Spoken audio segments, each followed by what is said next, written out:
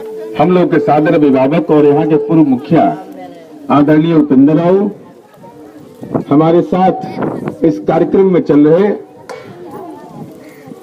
महागठबंधन के हमारे सम्मानित साथी माननीय दिलीप पटेल जी, परशुराम पारस जी, आमोद जी, सादर अभिभावक आदरणीय रामानंद बाबू, आदरणीय रमेश बाबू, आदरणीय रामप्रीत जी, हरेंद्र जी, माननीय सीता महतो जी, माननीय मदन जी, माननीय राजू जी, आश्विन कुमार जी, श्रवण जी, हमारे साथ चल रहे आदरणीय अशोक सिंह जी, माननीय पवन कुमार जी, प्रणव कुमार जी, परमानंद जी, रामानंद जी और हमारी पार्टी जनता दल यू जो महागठबंधन का एक घटक दल है उसके 9 मनोनीत जो माननीय मुख्यमंत्री नीतीश कुमार जी और हमारी पार्टी के प्रदेश अध्यक्ष आदरणीय वशिष्ठ नारायण सिंह ने जिनको नामित किया है वह आपके अति पिछड़ा समुदाय के और जनता दल यू के नए जिला अध्यक्ष आदरणीय अशोक चंद्रवंशी जी, घोसवरी के पूर्व प्रमुख अनिरुद्ध कुमार जी, हमारे छोटे भाई बबलू जी,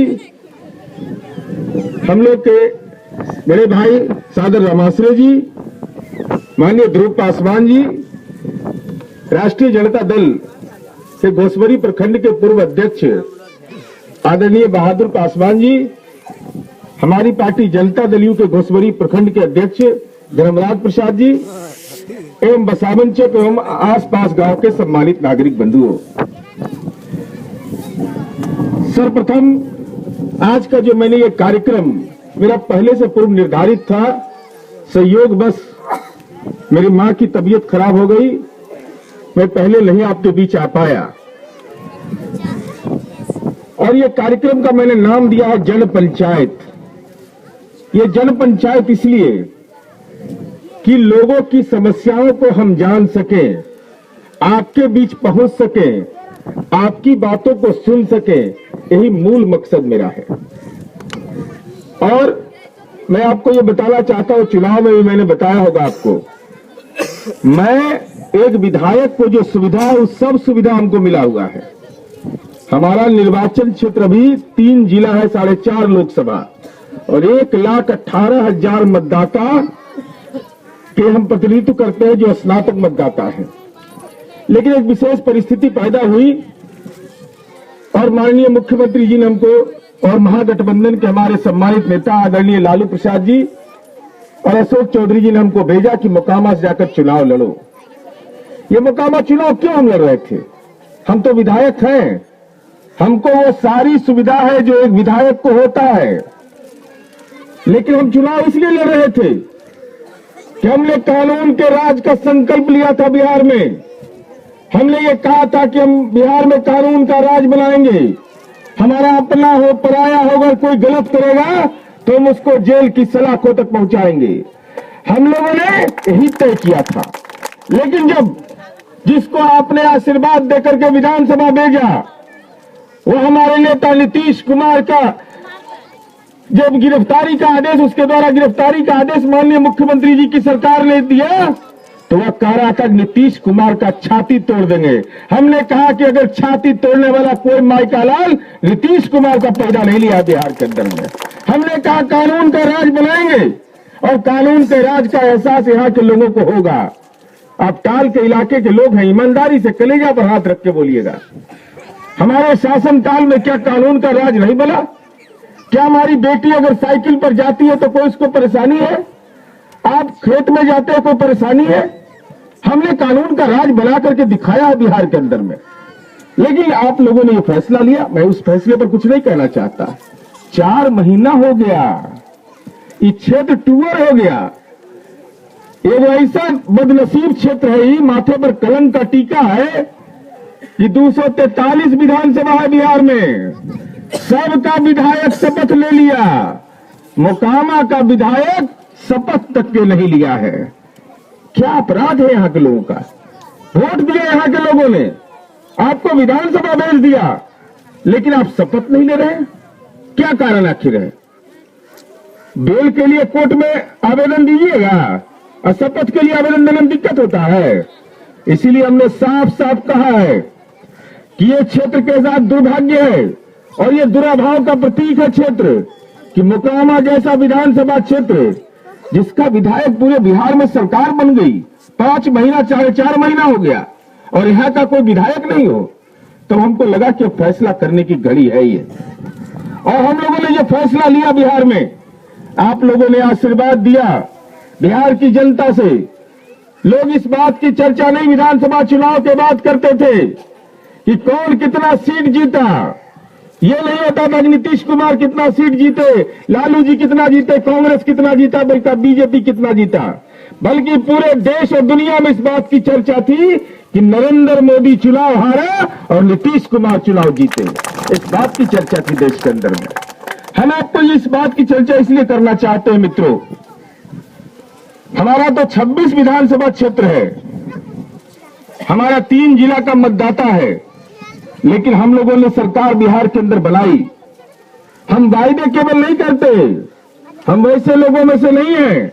हमने अगर वायदा किया था बिहार के अंदर में कि कानून का राज बनाएंगे तो बना के दिखा दिया। हमने वायदा किया था कि हम बेटी को साइकिल देंगे, वो बेटी विद्यालय जाएगी, हमने ये करके दिखा दिया। हमने ये वायदा किया था कि समाज के गरीब तबके को हम पंचायती राज में आरक्षण देंगे और समाज में बगैर तनाव पैदा किए हमने न्याय के साथ विकास करके बिहार का दिखाया है। हमने ये कहा था कि हम सड़कों का जाल बिछा देंगे, हमने वो काम करके दिखाया है। तो अब इससे हम आगे निकल गए। हमने कहा कि वायदा करने की बात नहीं, 7 निश्चय हमारा है। 7 निश्चय के आधार पर हम सरकार में आए हैं। 3/4 बहुमत बिहार की जनता ने हमको आशीर्वाद देकर के माननीय नीतीश कुमार जी को मुख्यमंत्री बनाया है। 7 निश्चय में कुछ एक निश्चय बड़े महत्वपूर्ण है मित्रों, क्योंकि आप उसकी चर्चा भी हमारे साथी जब मांग पत्र पढ़ रहे थे। और जहां तक पहले मैं शिक्षा बढ़ाना चाहता हूं, आपको याद होगा कि माननीय मुख्यमंत्री जी चुनाव में खुशहाल चकाए थे और जब मैं चुनावी अभियान में घूम रहा था तब प्रहलादपुर में एक गरीब महिला ने मेरा आंख खोल दिया। उस महिला ने कहा कि स्कूलवा तो खुलवा नहीं करा है, स्कूलवा का कोई उपाय करो। तो मुख्यमंत्री जी को मैंने मंच पर कहा कि सर ये आपका निर्वाचन क्षेत्र है, आपके लोग हैं, आपके आशीर्वाद के बदौलत, इनके आशीर्वाद के बदौलत आप बिहार के मुख्यमंत्री बने हैं।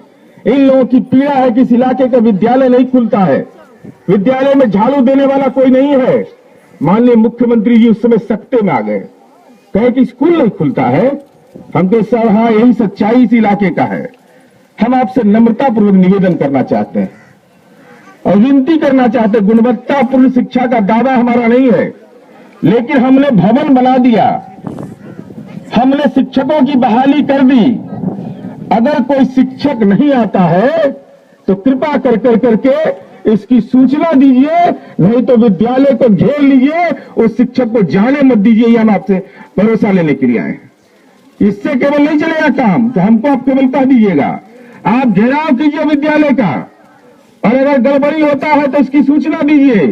आपको हम ये भरोसा देते हैं, आप घेराव करिए, 10 से 12 घंटा के अंदर पूरे निर्वाचन क्षेत्र में मैं कहीं भी रहूंगा, हम आपके विद्यालय तक पहुंच जाएंगे। ये हम आपको भरोसा देने के लिए आए। आपको सजग होना पड़ेगा, सजग नहीं होइएगा तो कोई उपाय नहीं है। हिम्मत का सुइया बाजार में कहीं नहीं मिलता है। लेकिन शांतिपूर्वक शिक्षक आपके पंचायत के रहने वाले लोग भी होंगे, आपका भाई होगा, आपका परिवार होगा, तो आपको तो निष्ठुर बनना पड़ेगा। ऐसा नहीं कि भाई रह रहा है तो पक्षपात करिएगा उसमें। अगर विद्यालय में हम लोगों ने बच्चों का नामांकन करवाया है, क्या उपाय आपके पास है? आप गरीब लोग हैं, क्या रास्ता है आपके पास? बिना पढ़ाई का कोई रास्ता है कोई उपाय है? 50 बीघा खेत, आप पढ़ने के लिए यही विद्यालय है, और तो आप निजी विद्यालय में पढ़ा नहीं सकते, आप गरीब आदमी है। सरकार किताब दे रही है, सरकार स्कॉलरशिप दे रही है, सरकार पोशाक दे रही है, बेटी को साइकिल दे रही है, फर्स्ट डिवीजन पास करने पर हम 10,000 रुपया दे रहे हैं। इस सब उपाय हम लोग कर रहे हैं। तब पढ़ाई तो आपका काम है ना, बच्चों को पढ़ाना पड़ेगा, आपको बच्चों को पढ़ाना पड़ेगा, प्रेरित करिए उसको, घर में ऐसा वातावरण बनाइए कि उसको पढ़ने के लिए विद्यालय जाए। कम या बेसी हो सकता है, लेकिन स्कूल जाएगा तो संस्कार उसका बनेगा। तो बच्चों को संस्कार बनाना है, इसके लिए विद्यालय भेजना है। विद्यालय में गड़बड़ी होती है इससे हम इनकार नहीं कर रहे हैं, लेकिन इसकी सूचना अगर हम लोग को दे दीजिएगा तो हम लोग को कागज कलम वाला आदमी है, लिखा पढ़ी करेंगे। हम लोग तो वो वाला है नहीं कि ताकत बंदूक चलाएंगे, तो हम लोग तो बंदूक वाला पार्टी है नहीं। तो कागज कलम में बड़ी ताकत होता है, जान जाइए। वो कलम में इतना ताकत होता है कि कितना बड़ा बलशाली ये बंदूक वाला रहेगा तो उसका प्राण छूट जाता है बंदूक कलम से। इसलिए कलम को ताकत दीजिए, यही विनती करने के लिए आए हैं। अब ये जब हो गया, अब हम लोग आपको बताना चाहते हैं 7 निश्चय। मेरा सबसे बड़ा निश्चय जो है, आप गरीब तबके के लोग हैं, अब मैट्रिक पास कर जाता है बेटा बेटी, आईए पास कर गया, उसका मन है कि हम इंजीनियरिंग में जाएं, उसका मन है कि हम मेडिकल पढ़ें, उसका मन है कि हम ITI में जाएं, उसका मन है कि नर्स का ट्रेनिंग ले लें। तो पैसा नहीं रहता है, गरीब के बाल बच्चा को पैसा नहीं रहता है। तो बाप मैं क्या करता था पहले, बाबूजी के पास अगर 2 बीघा खेत है तो उसको रेहन रख देते थे कि रेहन रख दो बेटा, तुम्हें दे दो फीस। आप पढ़ाई के लिए उसको भेज देते थे, या माँ बहन अपना जेवर रख देती थी।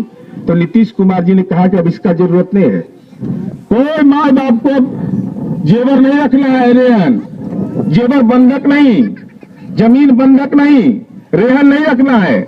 हम लोगों ने कहा है कि जो बेटा या बेटी समाज के किसी तबके का है, अगर वो इंटर के बाद पढ़ना चाहता है, इंजीनियरिंग में, मेडिकल में, ITI में, नर्स में, मैनेजमेंट में, तो 4 लाख रुपया का बैंक क्रेडिट कार्ड देंगे उसको, बैंक क्रेडिट कार्ड 4 लाख रुपया, जिससे फीस दे देगा वो। और फीस देने के साथ साथ जहां हॉस्टल में रहेगा उसका भी खर्चा हो जाएगा, तो 4 लाख में ऊपर जाएगा ना। तो 4 लाख रुपया उसका जो सूद होगा वो माँ बाप को नहीं देना है, वो नीतीश कुमार जी सरकार के खजाने से देंगे। आपके जिम्मा में क्या काम बच गया, पढ़ना? जब फीस का व्यवस्था कर दिए, सब कुछ कर दिए, इंजीनियरिंग में जाना है, मेडिकल में जाना है, जिसमें मर्जी करे, और इसके लिए दलाल से घूमेगा तो बच के रहिएगा सब। ये जर्ती मारने वाला घूमते रहता है कि हम दिला देंगे आपको शिक्षा क्रेडिट कार्ड, सरकार को देना है। 1 पैसा का दलाली इसमें नहीं। कोई दलाल अगर कहे तो सूचना दे दीजिएगा हम लोग को, थाना को सूचना दीजिएगा, ब्लॉक को दीजिएगा, हम लोग को दीजिएगा, हमारे पार्टी के जो कार्यकर्ता महागठबंधन के रहेंगे उनको दीजिएगा। ये सब काम मार्च के बाद शुरू होने वाला है। अभी सब हम लोग नीतीश कुमार जी मुख्यमंत्री बनने के बाद 1 महीना यही काम कर रहे हैं, सब उस समीक्षा करके योजना बना रहे हैं। अब बच गया जलापूर्ति का। अब बड़ा जितना चापाकल गलाया है उतना में तो इलाका बह जाता ही। जितना हमको जानकारी है, हर गांव में 50 को 60 को चापाकल के नाम पर रुपया निकाल लिया है। तो सब पाप तो यहाँ हुआ है, तो हम लोगों ने ये तय कर दिया। अभी इसकी घोषणा औपचारिक रूप से होने वाली है। चापाकल बंद हो रहा है। अब सरकार का संकल्प है, नीतीश कुमार जी का निश्चय है कि हर घर में पानी पहुंचाएंगे टेप से। तो इसके लिए अनुशंसा का अधिकार मिलेगा, क्योंकि मार्च में बजट होता है, पैसा व्यवस्था की जाती है। इस योजना में 5500 करोड़ रुपया लगभग खर्च हमारा होगा बिहार के अंदर में। तो हर राजस्व टोला, चाहे गांव बदलू चक हो, बसावन चक हो, हिमायतपुर हो, सिलदही हो, कोई गांव नहीं बचेगा जहां जलापूर्ति की व्यवस्था नहीं होगी। लेकिन अभी झटका वाला नहीं, चापाकल लगा करके घर के अंदर गाड़ देता है। सरकार के नियम के विपरीत है। ये घोर पाप है, समाज के लिए होता है। वहां हम लोग को, गरीब आदमी को वहां पर एक गड़ दिया और उसको ताला लगा देता है। अब इससे पानी नहीं लेने देगा। समाज के अंदर तनाव फैलता है इसके चलते। गरीब आदमी को लगता है कि हमारा कोई नहीं पहचाना है तो हमारा पानी की सुविधा नहीं प्राप्त है। इसलिए इसका उपाय हम लोग किए। एक और उपाय है, माँ बहन सब ध्यान से सुनिएगा। 1 अप्रैल से शराब बंद कर रहे हैं। 1 अप्रैल से शराब बंद, और शराब का भट्टी जहां चलेगा, आप माता बहनों से अनुरोध है कि आप वहां पहुंचिएगा, घेरिएगा उस भट्टी को, और 15 से 20 मिनट के अंदर में हमारी पुलिस वहां पहुंचेगी। कोई अवैध शराब भट्टी नहीं चलने दिया जाएगा। जो गरीब आदमी के साथ, इससे बड़ा पाप कुछ नहीं है। गरीब आदमी रहता है, इलाज नहीं हो पाता है, परेशानी रहता है, बाल बच्चा पढ़ नहीं पाता है, तो महिला सबके मांग पर माननीय नीतीश कुमार जी ने किया है, पूरा शराबबंदी करेंगे। उसको दुनिया में कोई ताकत, अगर हम कानून का राज बनाए हैं तो बना के दिखा दिए, तो शराबबंदी भी करके दिखाएंगे। इसलिए आपसे अनुरोध है, जिनको आदत उदत लगल है ठीक ठाक हो जाइए। अब ये सब छोड़िए। अब जो हुआ सो हुआ। अब हम लोग इसके लिए बाजाबता नशा मुक्ति केंद्र भी चलाएंगे। देखिए, आदत होता है, कोई आदमी परेशानी में भी रहता है, मानसिक व्यथा में रहता है, ये सब कारण सामाजिक कारण है। गरीब आदमी रहता है, उसको ये समझ नहीं है कि पीने से क्या क्या नुकसान मेरा हो रहा है। ये बहुत बड़ा काम है, इसमें सहयोग करिए सब लोग। कोई ताकत से खाली नहीं होगा, सब मिलकर सहयोग करिएगा। ये बहुत बड़ा अभियान है। गांव का कल्याण हो जाएगा सबका, और चैन से लोग रहेंगे। शराब पी लेता है लोग, आपत्तिजनक बात बोलता है, माँ बहन के बारे में, किसी के बारे में कोई कुछ बोल देता है। ये सब चीज से बचना चाहिए ना। अगर बचिएगा तो बाल बच्चा ठीक होगा, इसके मन के अंदर भी अच्छा आदमी बनने का संस्कार होगा। तो ये सब चीज पर ध्यान देना है। अब इसके साथ साथ और निश्चय हमारा है, अब पढ़ लिख लिया नौजवान, उसको नौकरी नहीं मिला तो क्या करेगा वो? तो उसके लिए भी उपाय किए हैं। 450 करोड़ रुपया का वेंचर फंड बना रहे हैं हम लोग। उससे जिसको मन होगा मछली पालन का बिजनेस करना है तो उसके लिए उपाय होगा। तो सब प्रक्रिया बन रहा है, कानूनी रूप से उसको दे रहे हैं। और एक चीज और बहुत महत्वपूर्ण है, और उसका ध्यान रखिए आप लोग। ये जाति प्रमाण पत्र सब जितना बनाने का होता है, म्यूटेशन, दाखिल खारिज, तो नीतीश कुमार जी ने चुनाव के पहले लोक सेवा कानून बनाया। लोक सेवा कानून में तय किया कि मान लीजिए हमको जाति प्रमाण पत्र लेना है, हमको लेना है कोई प्रमाण पत्र, तो ब्लॉक में जाते तो क्या होता था, दलाली मांगता है लोग। तो उसका उपाय किया, ये सब सोचिए, सीखिएगा। एक सीखने का चीज है, ये सब सीखिए, हम लोग भी आपसे सीखते हैं। तो अब कानून के तहत आपको अपना आवेदन दे देना है। आवेदन देकर के 30 दिन, अब जरूरत है 2 दिन में तो भाई गड़बड़ करिएगा आप, 30 दिन बचिए। अगर सरकार कहती है कि 15 दिन में इसको बना के देना है तो वहां आवेदन डाल दीजिए। तो पहले आवेदन हम लोग दे देते थे, और जो अफसर गलत करता था उस पर केवल फाइन करते थे। अब नीतीश कुमार जी ने कानून बना दिया, देश में कहीं नहीं बना है कानून, पहला राज्य बिहार है, कि अगर समय अवधि के तहत कोई आवेदन देता है दाखिल खारिज का, जाति प्रमाण पत्र का, या कोई जिसका उसमें सेवा दिया गया है, समय अवधि के तहत कोई पदाधिकारी कर्मचारी बगैर किसी कारण के उसको नहीं देगा, तब फाइन नहीं लगेगा, उस सरकारी नौकरी वाले को सीधा बर्खास्त करेंगे। ये कानून बन रहा है, और 1 मई से लागू होने जा रहा है। ये बिहार में ही कानून बन रहा है। ये आप ही सबके लिए, गरीब लोग को ठग लेता है कि 500 रुपया दे, हम तो भी काम करा दो। ये सबसे आपको मदद करना होगा। सरकार तो कानून बनाएगी, लेकिन आप उसका अनुपालन नहीं करिए तो क्या रास्ता मेरे पास होगा।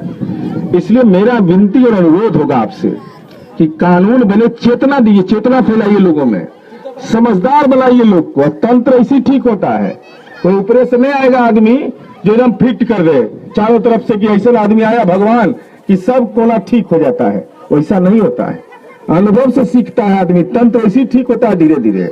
यही बिहार में पुलिस था जो पोस्टमार्टम खाली कराता था, आज गुंडा बदमाश पकड़ा रहा है ना।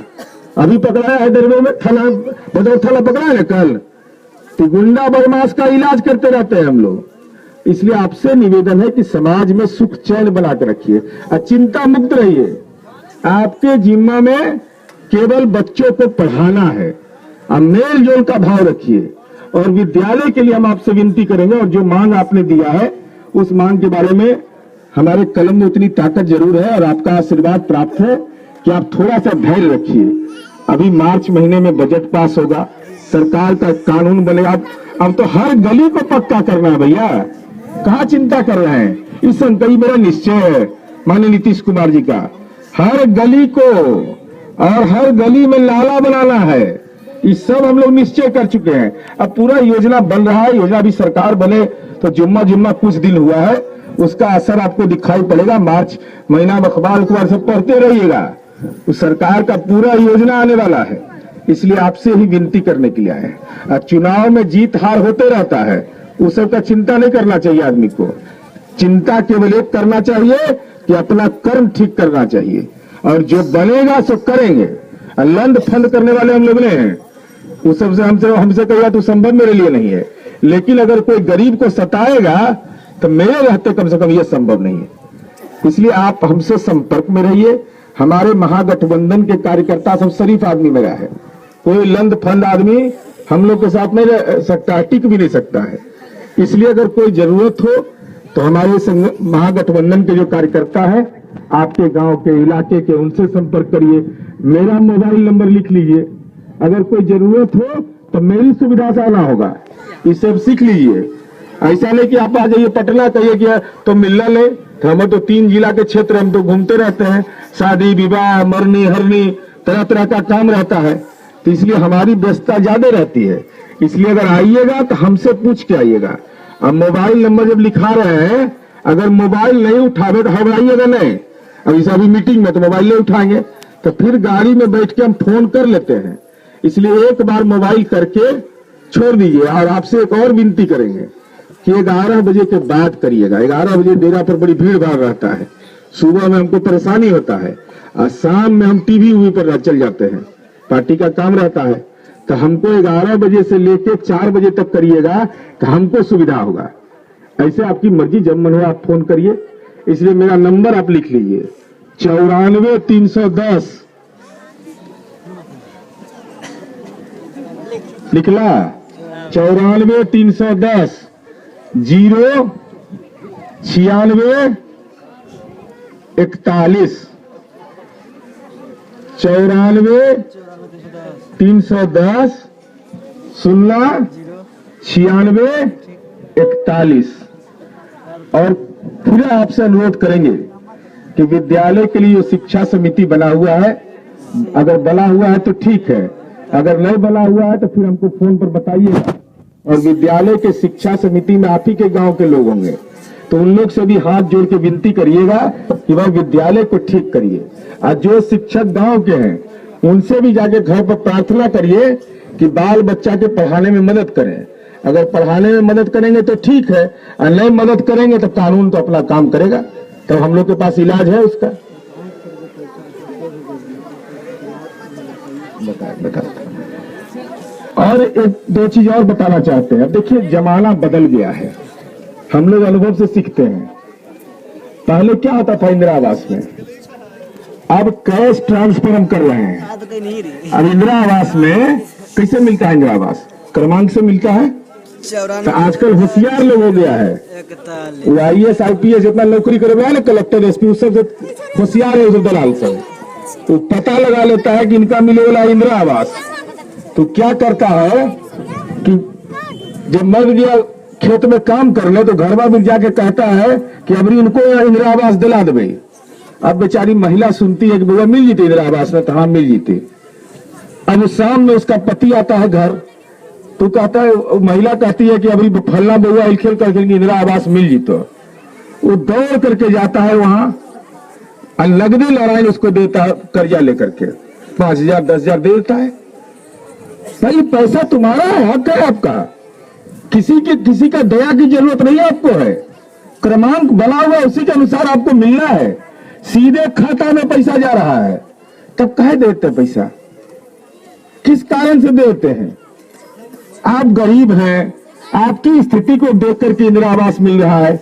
अब हम पोशाक के लिए पैसा देंगे, साइकिल के लिए, सब जानिए बैंक के द्वारा हम देंगे पैसा, तो फिर पैसा काहे देते हैं स्कूल में? इस सबसे बचना पड़ेगा। वृद्धावस्था पेंशन सबका उपाय कर रहे हैं। सीधा कैश ट्रांसफर हम करेंगे, जिसके खाता में पैसा जाएगा वो अपना पैसा निकालेगा और उस सेवा का लाभ लेगा। कोई जरूरत नहीं है इधर उधर करने का। और कोई अन्याय करे तो कागज कलम में लिख के हमको भेज दीजिएगा खाली, लेकिन पूरा तथ्य के साथ। ऐसा नहीं किसी पर गलत आरोप ऐसे ही लगा देना है। अगर सच है तो हिम्मत के साथ खड़ा होइएगा।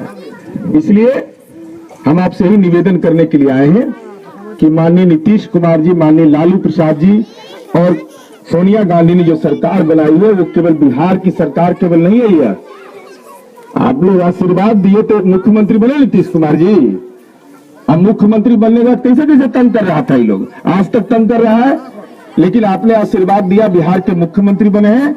आप आशीर्वाद देकर बरकरार रखिए।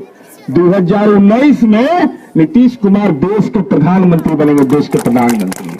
ये सब बेचैन आत्मा सब ठंडा हो जाएगा। पूरा लड़ाई है नीतीश कुमार और नरेंद्र मोदी के बीच में चुनाव राजनीति में। एक ही चेहरा है देश के अंदर में, नीतीश कुमार जी, जो उनका नट बोल्टू हरदम कसते रहते हैं।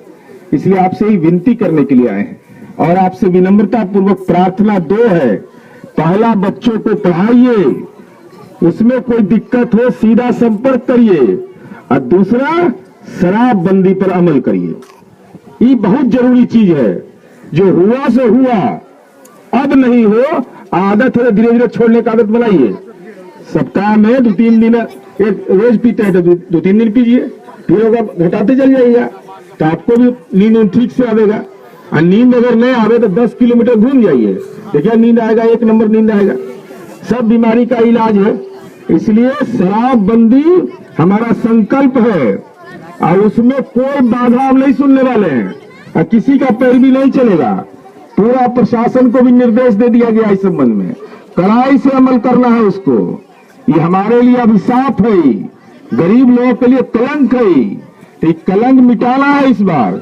और कैसे होता है शराबबंदी, 1 अप्रैल के बाद आप तमाम लोग देखिएगा। पुनः आप तमाम साथियों को धन्यवाद एवं बधाई।